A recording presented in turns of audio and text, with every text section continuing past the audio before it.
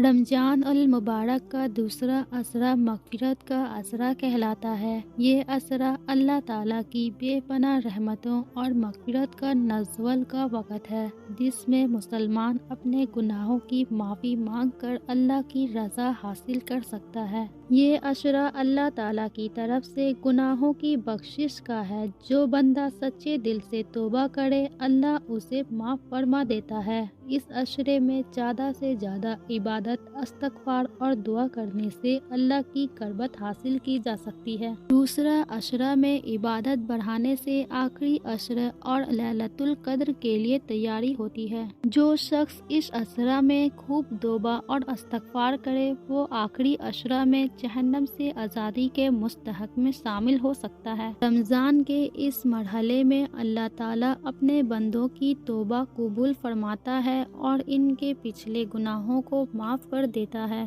حدیث میں آتا ہے کہ جو شخص کثرت سے استغفار کرتا ہے، اللہ تعالیٰ اس کے ہر غم کو دور کر دیتا ہے اور اس کے لیے ہر تنگی سے نکلنے کا راستہ بنا دیتا ہے اور اسے وہاں سے رزق عطا کرتا ہے جہاں سے اسے گمان بھی نہیں ہوتا۔ حدیث میں ہے کہ رمضان کے مہینے میں جنت کے دروازے کھول دیے جاتے ہیں اور جہنم کے دروازے بند کر دیے جاتے ہیں اور شیاطینوں کو قید کر دیا جاتا ہے۔ رمضان کے مہینے میں کیے گئے ہر نیک اعمال کا اجر کئی گنا بڑھا دیا جاتا ہے۔ اس لیے دوسرے عشرہ میں زیادہ سے زیادہ عبادت کرنی چاہیے، جیسے کہ نماز، قرآن کی تلاوت، درود شریف اور صدقہ خیرات۔ حضرت انس بن مالک رضی اللہ عنہ سے روایت ہے کہ رسول اللہ صلی اللہ علیہ وسلم نے فرمایا، جب بھی کوئی بندہ اللہ تعالیٰ سے مغفرت مانگتا ہے تو اللہ تعالیٰ اسے معاف کر دیتا ہے،